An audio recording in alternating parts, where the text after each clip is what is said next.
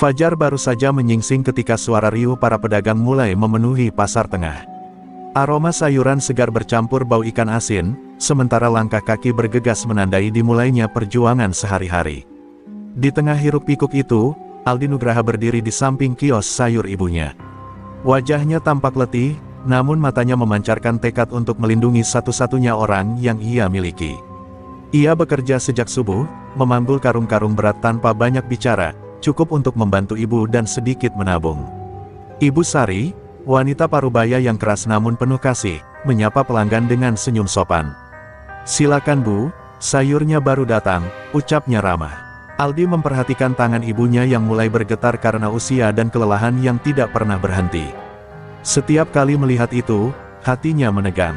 Ia tahu, hidup ini tidak adil sejak ayahnya pergi secara tragis bertahun lalu, namun perjuangan seolah tidak mengenal belas kasihan bagi keluarga kecil mereka. Langkah-langkah kasar terdengar mendekat, membuat Aldi spontan menoleh.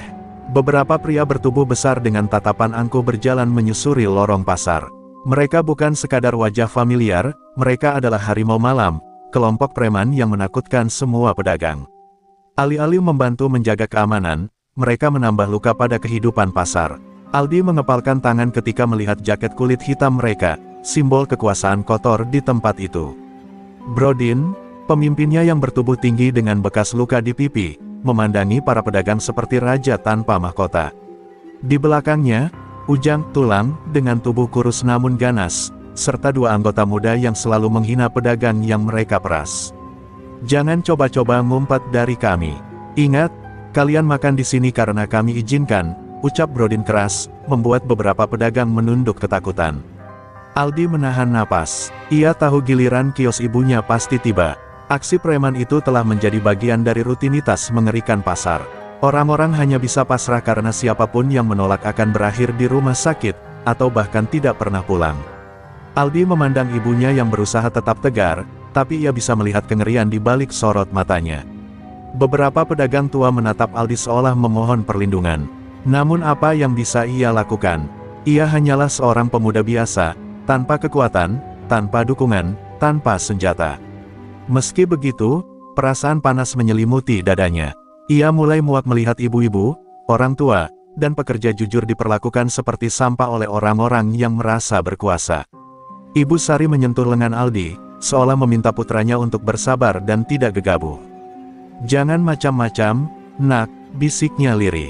Aldi mengangguk, tetapi tatapannya tetap terpaku pada para preman itu, penuh amarah yang hanya menunggu kesempatan untuk meledak.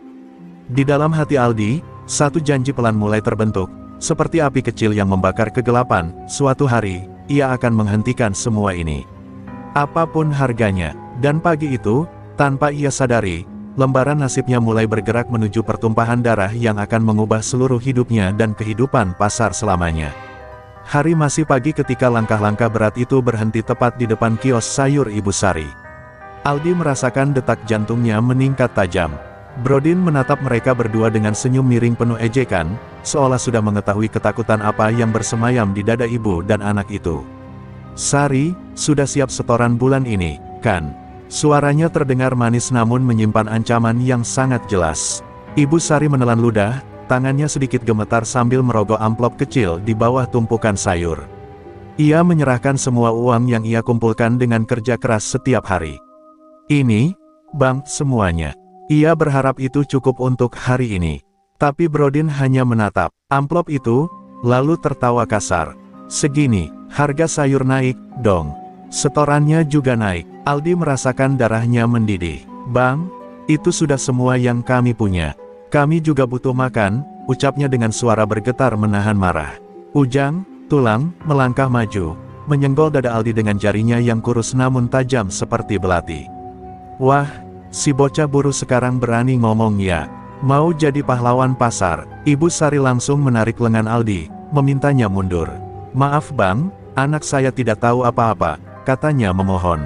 Namun matanya mulai berkaca-kaca karena rasa takut dan ketidakberdayaan. Ia tahu bahwa ucapan salah sedikit saja bisa menjadi alasan para preman itu untuk menghancurkan mata pencahariannya.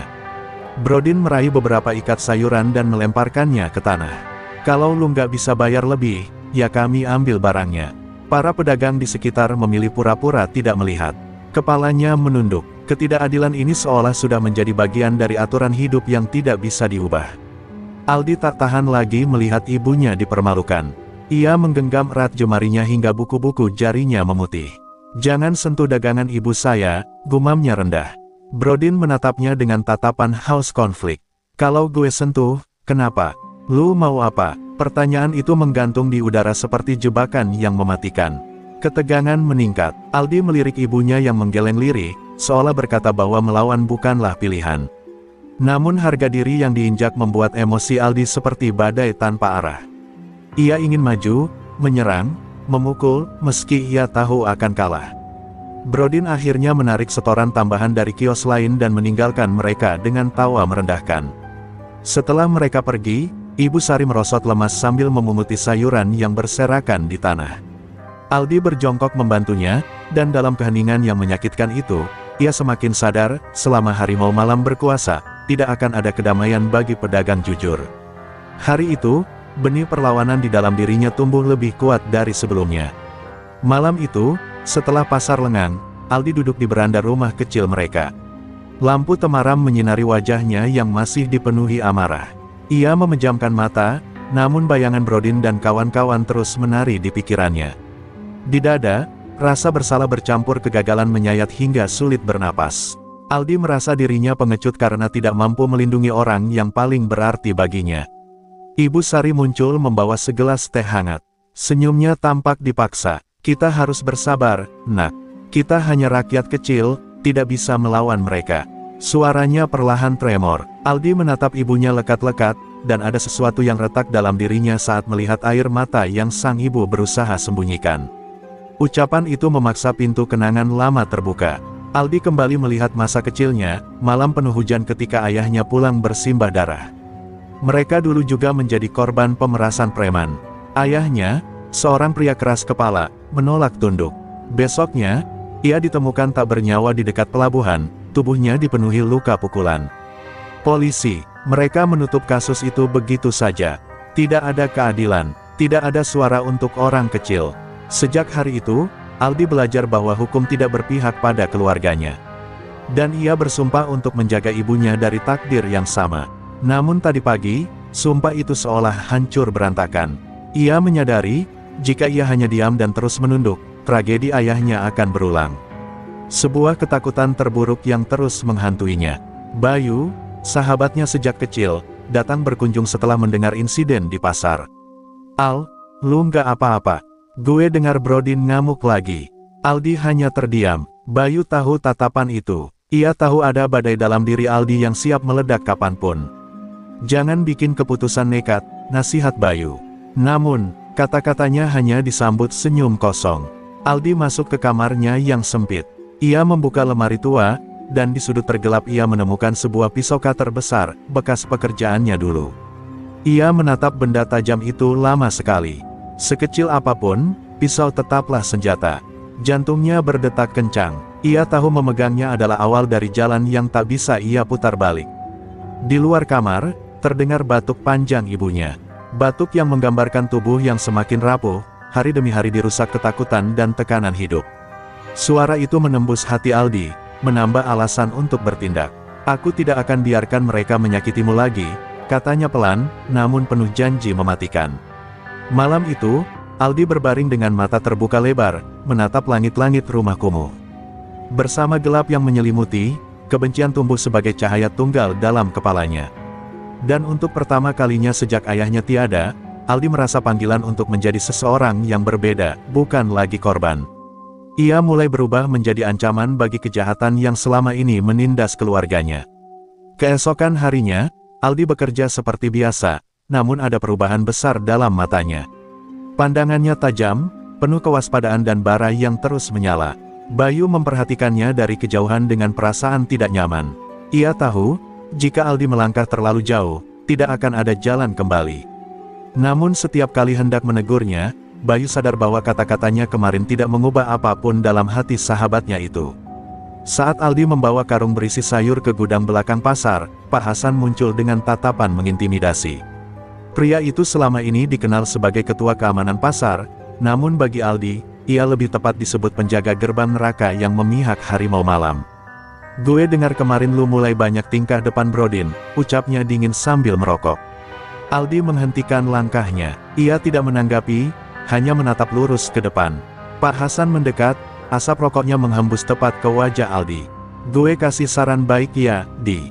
Jangan ikut campur urusan yang lu gak akan bisa menangkan. Lu mau nyusul bokap lu.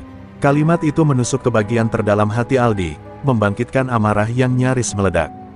Tangan Aldi mengepal hingga lengan bergetar. Ayah saya mati karena dikhianati orang-orang seperti kalian, gumamnya pelan. Namun Pak Hasan justru tertawa kecil, seolah kematian ayah Aldi hanyalah cerita lucu untuk mengisi waktu senggang. Belajarlah dari itu, yang melawan, abis. Sejenak, Aldi ingin menghantam wajah pria itu dengan karung di tangannya. Tapi ia menahan diri, ia sadar, ini bukan pertarungan yang bisa ia mulai tanpa rencana. Membunuh preman bukan seperti memukul karung kosong. Dan jika ia gagal, Ibu Sari akan membayar akibatnya. Pak Hasan menepuk pipi Aldi dengan kasar sebelum pergi. Ingat baik-baik, diam itu selamat. Ucapan itu menjadi sebuah ultimatum yang mengancam. Namun bagi Aldi, justru kata-kata itulah yang membuat keputusan dalam hati semakin kuat, ia tidak akan diam lagi. Bayu datang mendekat setelah melihat interaksi itu. Gue serius, Di. Ini gila, lu bukan pahlawan. Kalau lu lawan mereka, lu bakal mati sia-sia. Aldi menatap sahabatnya itu dengan sorot mantap.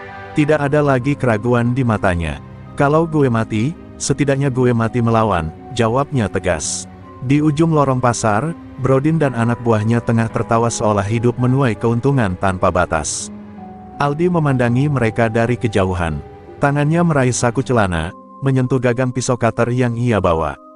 Pada pagi yang tampak biasa itu, sebuah garis tak kasat mata telah dilintasi. Di dalam dada Aldi, tekadnya telah bulat, sebentar lagi darah akan tumpah. Siang itu, teriakan seorang pedagang perempuan pecah di tengah keramaian pasar. Aldi yang sedang mengangkat karung sontak, menoleh. Di ujung lorong, harimau malam tengah mengeroyok seorang kakek penjual bawang yang sudah renta. Tubuh kurus itu terhuyung, dipaksa berlutut sementara Ujang, tulang, menendang dadanya tanpa ampun. Brodin berdiri mengawasi, wajahnya tersenyum puas seperti pemangsa yang tengah menikmati pertunjukan. Gue udah bilang, kalau telat bayar, lu bakal gue bikin nyesel. Ujang berteriak. Kakek itu mencoba memohon sambil terbatuk-batuk, namun jawabannya hanya pukulan lain yang membuatnya tersungkur menabrak tumpukan bawang dagangannya. Pedagang lain hanya terpaku, takut membawa diri mereka ke dalam bencana yang sama. Aldi melangkah maju beberapa langkah, darahnya kembali mendidih. Bayu menahan lengannya. Jangan, Di, tolong dengar gue dulu. Namun kali ini, tidak ada yang bisa menahan hati Aldi dari rasa sakit melihat ketidakadilan yang terjadi di depan matanya. Setiap tendangan yang mendarat di tubuh kakek itu adalah pukulan langsung ke masa lalunya sendiri. Brodin melihat ke arah Aldi dan tersenyum sinis. Kalau bukan jagoan kios sayur, mau jadi pahlawan lagi. Suaranya lantang, menarik perhatian seluruh orang di sekitar. Aldi menggertakkan gigi. Kakek itu tergeletak lemah, matanya memohon pertolongan. Aldi tahu, jika ia tidak bertindak, pria tua itu mungkin tidak selamat. Ibu Sari yang berada tidak jauh dari situ langsung pucat. Aldi, jangan, teriaknya. Namun Aldi tidak bisa lagi mendengar siapapun. Dunia seolah berputar hanya antara ia dan para penindas itu. Langkahnya terus maju, meski Bayu mencoba menghalanginya. Semua suara tertelan oleh deru amarah yang menderu di kepalanya. Lepaskan beliau, sekarang. Aldi mengucapkannya dengan suara rendah namun penuh ancaman. Brodin tertawa keras, seolah mendengar lelucon paling lucu. Kalau gue nggak mau, lu mau ngapain? Tikam gue, hahaha. Ujang mendekat sambil mengangkat kakek itu lebih tinggi, memperlihatkan betapa tak berdayanya sang pedagang tua. Aldi mengepalkan tangan hingga kuku-kukunya hampir menembus kulit sendiri. Ia memandangi Brodin dan Ujang satu persatu. Kalau kalian terus menyakiti orang-orang di sini, ia menarik nafas berat, menahan gejolak emosinya. Lalu tatapannya berubah menjadi sedingin baja, maka gue yang akan menyakiti kalian. Brodin menunjuk wajah Aldi dengan seringai iblis. Gue tunggu, bocah. Kalau lu berani. Ia mendorong kakek itu hingga terkapar, lalu bersama anak buahnya pergi sambil tertawa keras. Mereka sengaja meninggalkan jejak penghinaan, menantang Aldi untuk bertindak. Sementara Aldi berdiri mematung, tekadnya telah mengeras. Saat waktunya tiba, Dara akan menjadi ganti atas semua rasa takut yang mereka tanamkan. Malam turun dengan cepat, menyelimuti pasar tengah yang kini hanya diterangi lampu-lampu redup. Aldi berjalan di antara kios-kios yang tertutup, membawa keresahan bersama setiap langkahnya. Bayu berulang kali mengirim pesan agar ia pulang, namun Aldi membiarkan ponselnya membisu. Ia tidak ingin suara siapapun menghalangi apa yang sudah ia putuskan. Malam ini, ia ingin menunjukkan kepada dirinya sendiri bahwa ia bukan lagi korban. Di ujung gelap lorong, terdengar suara tawa kasar. Ujang, Tulang, dan dua anggota muda harimau malam sedang minum miras sambil menghitung uang hasil memalak hari itu. Salah satu dari mereka menyebut nama Ibu Sari dalam candaan cabul, membuat mereka semua tertawa lebih keras. Aldi berhenti, urat-urat di lehernya menegang. Ia tidak bisa lagi menahan kemarahan yang menggulung seperti badai. Aldi mengecek pisau cutter di saku hoodinya, memastikan bilahnya tajam dan siap digunakan. Telapak tangannya basah oleh keringat, namun tatapannya mantap. Ia bergerak mendekat secara perlahan. Nalurinya berteriak bahwa ini adalah langkah yang berbahaya, namun suara hati yang terlukai oleh masa lalu jauh lebih keras. "Hoi, apa kalian tidak punya rumah?" Aldi menantang dengan suara jelas. Tawa ketiga preman itu terhenti. Mereka menoleh bersamaan, terkejut melihat si buruh pasar berdiri di hadapan mereka dengan mata menyala penuh kebencian. "Lihat siapa yang datang, si jagoan sayur," ejek Ujang sambil berdiri sempoyongan. "Mau jadi pahlawan tengah malam?" Aldi tidak menanggapi. Ia melangkah maju. Salah satu anak preman mencoba mendorongnya, tapi Aldi menepis kasar dan menghantam wajahnya. Pemuda itu jatuh terbanting, hidungnya berdarah. Ujang mendengus marah dan mengayunkan botol kaca. Aldi menghindar sepersekian detik, namun serpihan kaca tetap menyayat lengannya. Rasa perih itu justru menyulut tekadnya semakin liar. Dalam gerakan cepat yang tidak pernah ia bayangkan sebelumnya, Aldi menghunus pisau cutter dan menusukkannya ke perut Ujang. Mata preman kurus itu terbelalak, napasnya tercekat. Aldi menarik pisau itu dan mendorongnya hingga tubuh Ujang terjatuh, meronta dengan darah mengalir deras membasahi lantai pasar yang kotor. Kedua preman lain membeku ketakutan melihat apa yang terjadi. Aldi berdiri di atas tubuh Ujang yang sekarat, napasnya terengah-engah, tangannya berlumur darah seorang manusia yang baru saja ia habisi. Dunia seperti berhenti sesaat, tidak ada suara, hanya degup jantungnya yang terdengar sekeras dentuman drum di dalam kepala. Aldi mundur beberapa langkah, menatap pisau di tangannya dengan campuran ngeri dan kepuasan. Ia tidak pernah membayangkan bahwa titik ini akan datang. Namun kini semuanya telah terjadi. Garis batas telah ia lewati. Dan dalam keheningan malam itu, satu kenyataan baru menghantam kesadarannya. Aldi sudah menjadi pembunuh, dan ia tahu, ini baru permulaan dari perang panjang yang menunggunya. Aldi berlari meninggalkan lorong pasar dengan napas memburu. Darah Ujang masih menetes dari pisau cutter yang ia genggam erat. Kepalanya dipenuhi suara-suara bertentangan, rasa takut akan apa yang baru ia lakukan dan kepuasan brutal karena untuk pertama kalinya ia melawan. Di kejauhan terdengar langkah terburu-buru dan teriakan panik dari para pemabuk yang akhirnya sadar bahwa rekannya sekarat. Aldi tahu, harimau malam akan datang memburunya. Sesampainya di rumah, Aldi menutup pintu rapat-rapat. Tubuhnya gemetar, wajahnya pucat. Ibu Sari yang baru saja selesai berdoa terkejut melihat darah di baju anaknya. "Aldi, kamu kenapa? Siapa yang menyakitimu?" Ia mendekat dengan panik, namun Aldi mundur selangkah, takut sentuhan ibunya akan membuatnya runtuh. "Bu, aku sudah melakukannya." Suaranya pecah. Tatapan Aldi kosong saat ia menjawab pertanyaan yang belum sempat ibunya lontarkan. "Aku sudah bunuh salah satu dari mereka." Ibu Sari terdiam, wajahnya pucat seketika, tubuhnya goyah, tak percaya apa yang baru saja ia dengar. "Aldi, kenapa?" "Tuhan, apa yang kau lakukan, Nak?" bisiknya dengan mata yang mulai basah oleh tangis. "Aku tidak punya pilihan." Aldi mencoba meyakinkan diri sendiri sama halnya dengan meyakinkan ibunya. "Mereka akan terus menyakiti kita, Bu. Menyakiti semua orang. Seseorang harus menghentikan mereka." Ibu Sari memeluk dirinya, ketakutan menyelimuti hatinya lebih dari sebelumnya. Ia tidak melihat seorang pahlawan malam ini, melainkan anaknya yang kini sudah masuk ke dalam kegelapan yang tidak ia pahami. Bayu datang tergesa-gesa setelah mendengar kabar dari beberapa pedagang yang masih berada di pasar. Ia membanting pintu dan memandang Aldi dengan wajah yang tidak ia kenal lagi.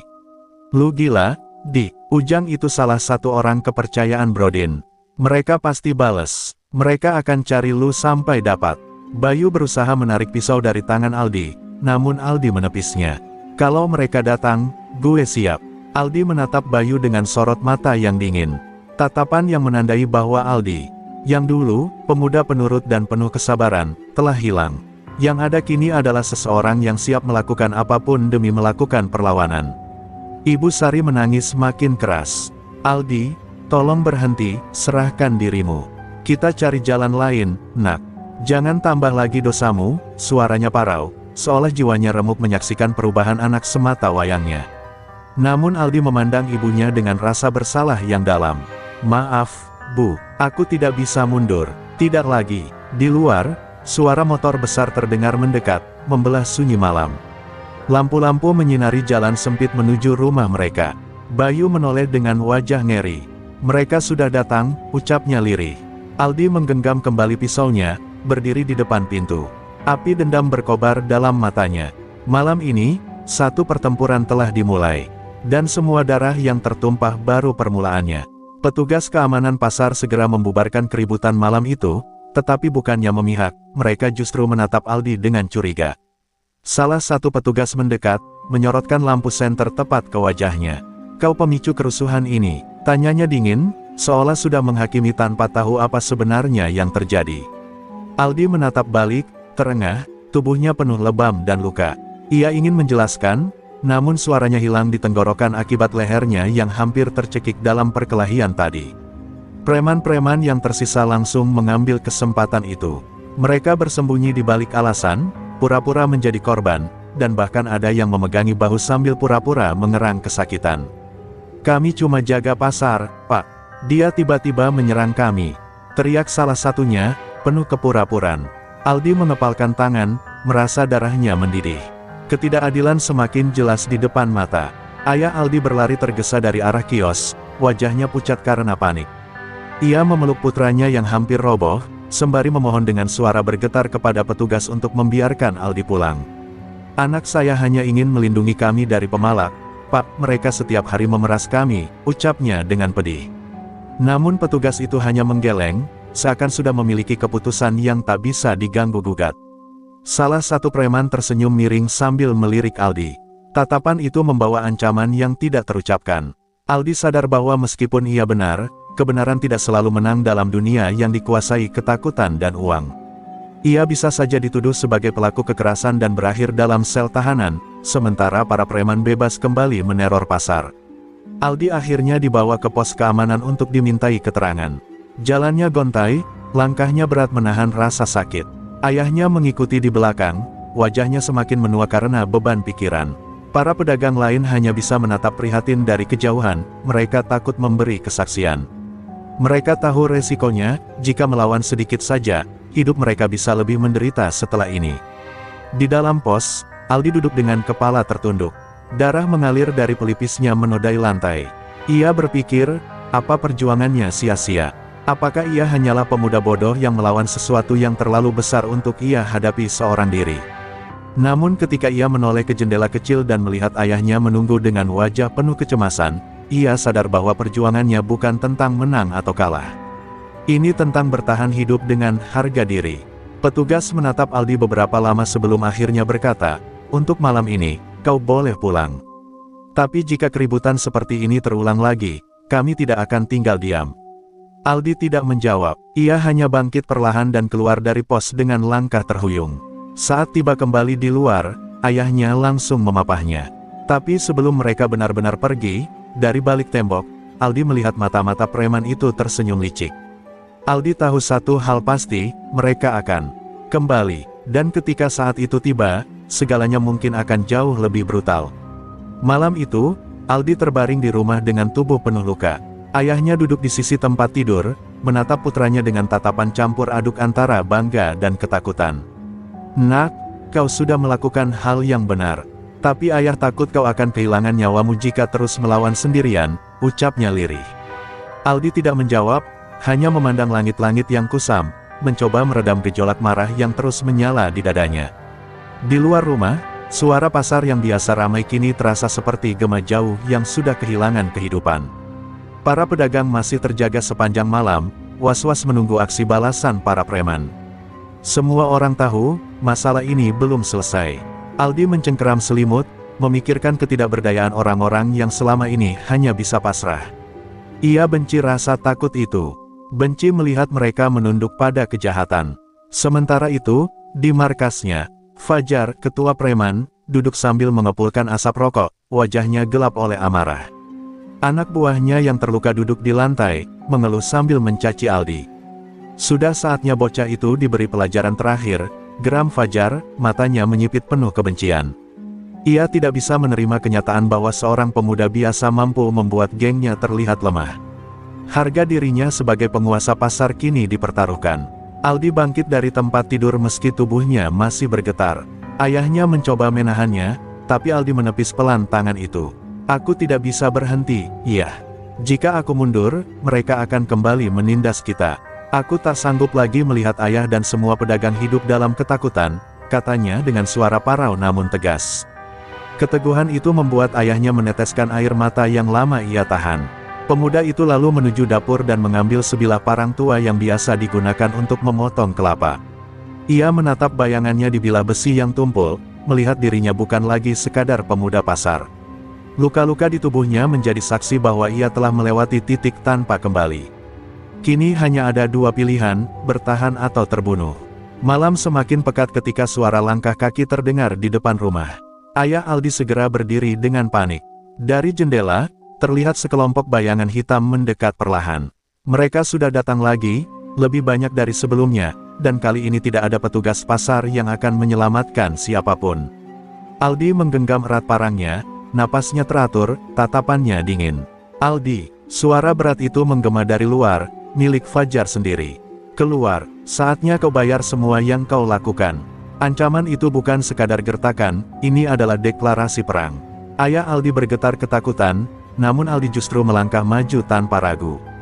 Ia membuka pintu rumah perlahan, menatap langsung kelompok itu dengan keberanian yang membara. Dalam hati Aldi berbisik, tidak peduli apa yang akan terjadi malam ini, ia tidak akan membiarkan siapapun lagi menindas keluarganya. Tanpa sadar, ia telah menjadi simbol harapan bagi banyak orang. Dan setiap simbol akan diuji di medan pertarungan yang paling gelap. Fajar berdiri paling depan, tubuh besar dan tatapan angkuhnya menjulang seperti bayangan maut. Aldi menatap tanpa gentar, meski jantungnya berdentum keras dalam dada.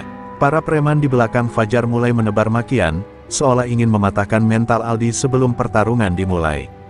Namun pemuda itu tidak mundur. Ia telah melangkah terlalu jauh untuk kembali menjadi sosok yang hanya bisa diam dan menerima nasib.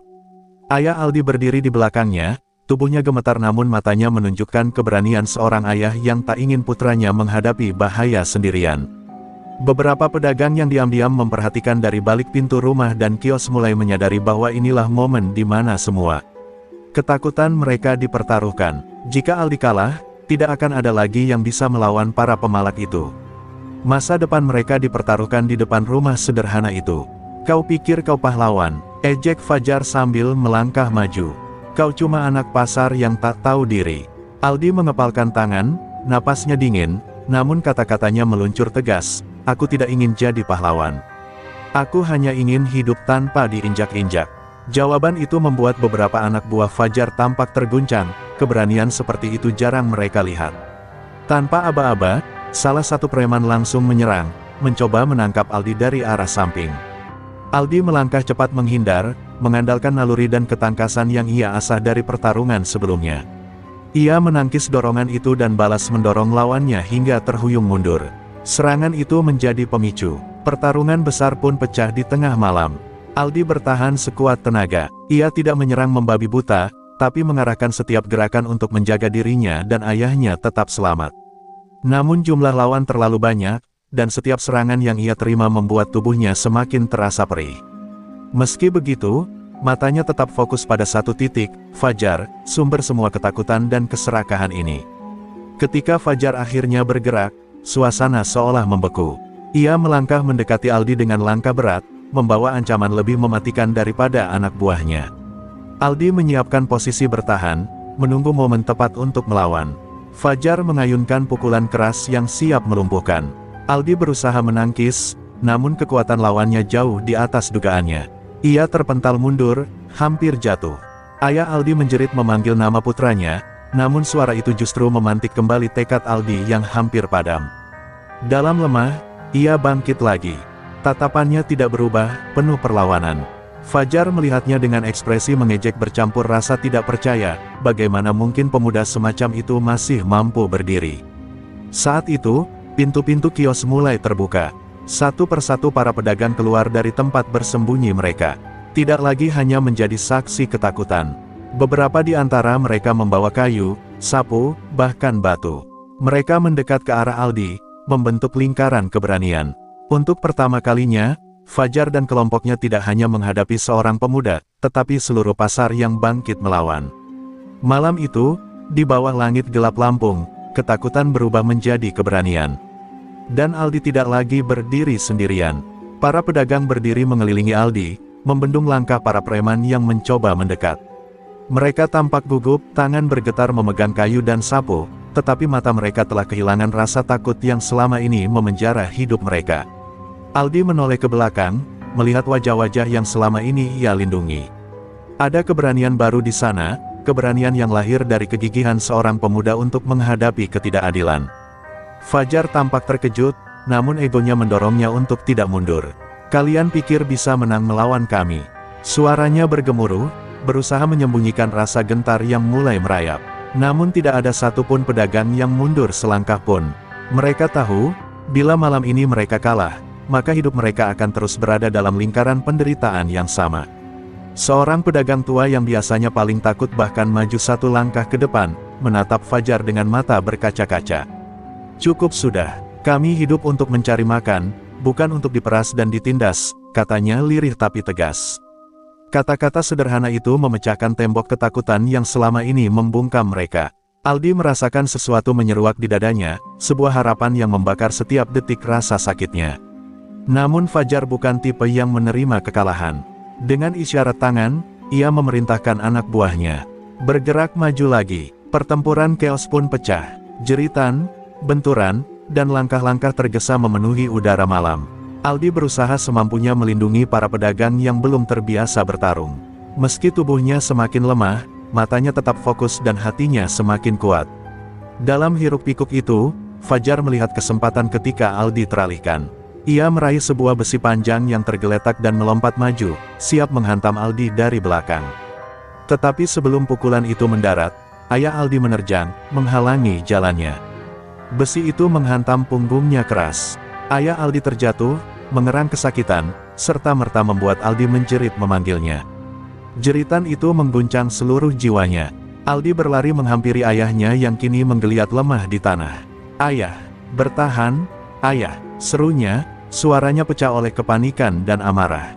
Fajar justru tertawa rendah, merasa kemenangan sudah di depan mata. "Aku bilang apa, siapapun yang menantangku akan berakhir seperti itu," katanya penuh kesombongan. Tapi tawa itu terhenti ketika Aldi perlahan bangkit. Matanya tidak lagi menyiratkan rasa takut atau ragu, yang ada hanya kemarahan murni yang siap menghanguskan apapun di depannya.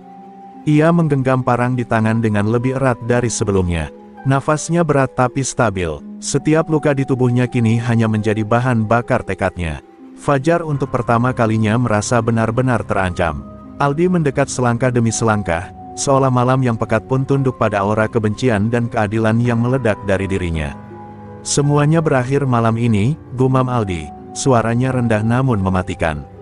Dan di tengah arena gelap itu, dua kekuatan saling berhadapan. Keegoisan yang selama ini berkuasa, melawan keberanian yang baru terlahir dari penderitaan. Aldi dan Fajar saling berhadapan, hanya dipisahkan oleh beberapa langkah yang terasa seperti jurang antara dua dunia. Hawa malam menjadi semakin mencekam. Para pedagang berhenti bertarung sejenak, napas mereka terengah sambil melihat dua sosok yang akan menentukan nasib pasar mereka. Aldi menatap Fajar tanpa berkedip. Seluruh luka di tubuhnya seolah menghilang digantikan oleh satu hal, tekad yang tak tergoyahkan. Fajar melangkah maju dengan geram, wajahnya dipenuhi kebencian. "Kau sudah merusak bisnis kami. Kau sudah terlalu banyak campur tangan." Ia mengayunkan besi panjang itu dengan kekuatan penuh. Aldi memiringkan tubuh, menghindar dengan refleks terakhir yang ia miliki. Dentingan keras terdengar saat besi itu menghantam tanah, memercikkan serpihan kecil yang terbang ke udara. Para pedagang bergidik melihat betapa mematikannya serangan itu. Aldi balas menyerang dengan ketepatan yang ia pelajari dari pengalaman pahit malam-malam sebelumnya. Gerakannya tidak lagi kacau dan emosional, kini ia bertarung dengan kendali penuh. Fajar terpaksa mundur setapak, sedikit terkejut dengan perkembangan pemuda itu. "Kau hanya anak pasar, kenapa kau tidak mau jatuh saja?" teriaknya frustasi. Aldi hanya menjawab singkat, "Karena aku masih punya alasan untuk berdiri." Mereka kembali terlibat dalam pertarungan sengit. Tiap hantaman adalah cerminan dari dua sisi kehidupan yang bertolak belakang, satu berjuang demi kekuasaan dan intimidasi, satu lagi demi martabat dan masa depan. Aldi sempat terhuyung, tetapi memori tentang ayahnya yang terkapar dan para pedagang yang berharap kepadanya membuat ia bangkit lebih cepat daripada rasa sakit menyadarinya.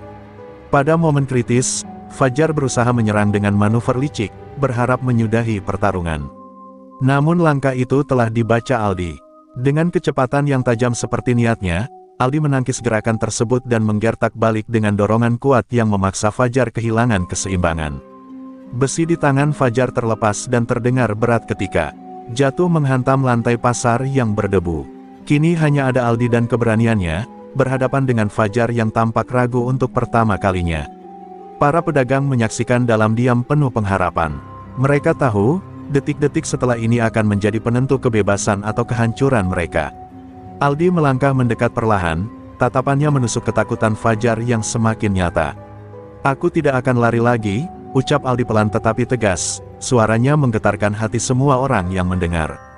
Dan ketika Aldi menyiapkan diri untuk serangan penentu, setiap orang menahan napas, menunggu bagaimana keadilan akan mengambil bentuk pada malam yang penuh luka ini. Di balik semua itu, satu hal menjadi jelas, Aldi tidak lagi melawan hanya demi dirinya sendiri. Ia melawan demi semua orang yang selama ini tak berani bersuara. Hening menyelimuti pasar, seolah waktu berhenti saat Aldi berdiri tepat di hadapan Fajar yang mulai kehilangan kendali atas dirinya. Pemimpin preman itu terengah, keringat bercucuran di wajah yang penuh amarah dan kegelisahan. Untuk pertama kalinya, ia tidak lagi tampak sebagai penguasa yang ditakuti, melainkan seorang tiran yang sadar bahwa kekuasaannya sebentar lagi runtuh. Aldi menatapnya, bukan dengan kebencian semata, tetapi dengan kesadaran bahwa tindakannya malam ini akan mengubah masa depan banyak orang. "Aldi, pikirkan lagi apa yang kau lakukan," ucap Fajar dengan suara bergetar, mencoba mengembalikan kendali dengan ancaman samar. Tetapi Aldi tidak mundur. "Aku sudah memikirkannya seumur hidupku," jawabnya pelan namun menusuk. Ia mengingat setiap pedagang yang selama ini menundukkan kepala, setiap air mata ayahnya, setiap malam yang ia habiskan menahan amarah. Semua itu kini terwujud dalam satu langkah ke depan. Para pedagang menyaksikan dengan tegang, berharap keadilan benar-benar menjadi akhir cerita ini. Sebagian bahkan meneteskan air mata melihat keberanian pemuda yang selama ini mereka anggap hanya pekerja keras biasa. Aldi adalah bukti bahwa mereka pun bisa bangkit jika ada yang berani memulai. Hatinya penuh dengan tekad, tapi juga dengan kesadaran, ia harus menghentikan kekejaman ini tanpa menjadi monster seperti yang ia lawan. Fajar, yang menyadari posisinya semakin terpojok, mencoba menyerang lagi dalam kekalapannya. Namun kali ini, Aldi lebih sigap. Dengan gerak cepat dan mantap, ia menjatuhkan pria itu ke tanah dan menahan pergerakannya. Fajar menggeram, tetapi tenaganya sudah tidak lagi mampu menandingi kemauan Aldi yang lebih besar daripada rasa sakit di tubuhnya. Aldi berdiri di atasnya, menjadi sosok yang tidak lagi dapat diremehkan. Di kejauhan, suara sirene polisi terdengar mendekat. Ternyata beberapa pedagang diam-diam melaporkan kejadian malam itu ketika pertarungan berlangsung.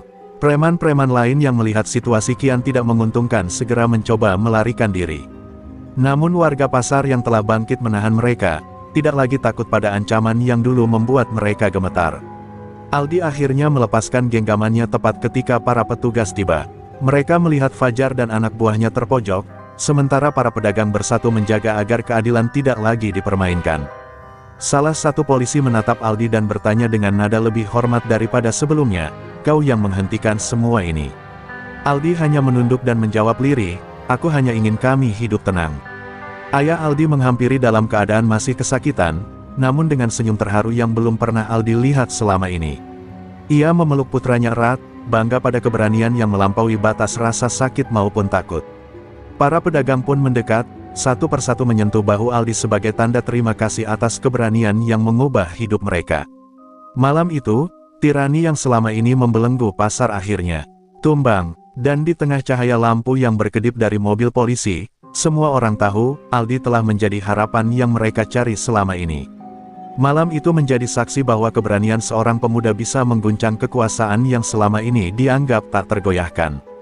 Aldi berdiri di tengah keramaian yang masih belum sepenuhnya paham apa yang baru saja terjadi. Nafasnya tersengal, bajunya berantakan, namun sorot matanya tidak lagi sama. Ada bara yang menyala, bara yang lahir dari luka dan perjuangan panjang yang hampir merenggut hidupnya. Pedagang-pedagang kecil yang dulu hanya bisa menunduk kini mulai berani mengangkat wajah. Mereka memandang Aldi dengan campuran kagum dan syukur. Beberapa bahkan tak mampu menahan tangis saat polisi menggiring orang-orang suruhan penguasa pasar itu masuk ke mobil. Untuk pertama kalinya dalam bertahun-tahun, mereka merasa aman, merdeka, dan semua itu berawal dari tekad seorang pemuda yang menolak tunduk pada ketidakadilan. Namun kemenangan ini belum tuntas. Di balik jeruji penjara yang menanti, para pelaku kezaliman bukan satu-satunya musuh. Ada yang lebih besar, lebih berbahaya, menatap Aldi dari balik bayang-bayang kota, sang dalang yang selama ini mengontrol pasar dari jauh. Sosok yang kedudukannya terlalu tinggi untuk disentuh hukum biasa. Aldi menyadari bahwa peperangannya baru dimulai. Ia menatap ke langit, awan hitam bergerak pelan, seolah ikut mengawasi. Dingin malam menyelinap ke tulangnya, tetapi ada ketegasan dalam langkahnya. Ia tidak boleh berhenti di sini.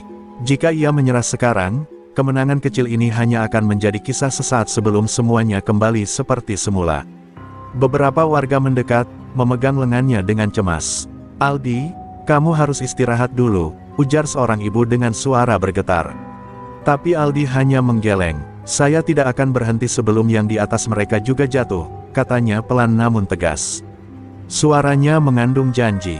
Janji yang membuat beberapa orang merasa takut, namun juga penuh harapan. Telepon dari seseorang tak dikenal masuk di ponselnya. Suara berat terdengar di ujung lain, "Kau sudah melangkah terlalu jauh. Berhentilah sebelum semuanya terlambat." Aldi terdiam, jantungnya memukul dada. Ia tahu ancaman itu nyata. Ia tahu nyawanya kini menjadi taruhannya. Namun keberanian dalam dirinya tak lagi bisa dipadamkan. Setelah telepon berakhir, Aldi menggenggam ponselnya erat-erat. "Aku tidak akan mundur," bisiknya. Matanya menatap lurus ke depan, tempat gelap yang menunggu untuk dia terobos. Ada sesuatu di sana, kebenaran, dan ia bersedia menantang siapapun untuk mendapatkannya. Dan di malam yang baru mulai menghaturkan ancaman, Aldi melangkah pergi dari kerumunan. Wajah-wajah penuh harapan mengikuti punggungnya. Sementara itu, di kejauhan, seseorang mengamati, tersenyum samar. Pertarungan yang lebih besar telah menunggu. Aldi tidak hanya menjadi harapan, ia menjadi ancaman bagi kekuasaan gelap yang tidak ingin kehilangan tahtanya.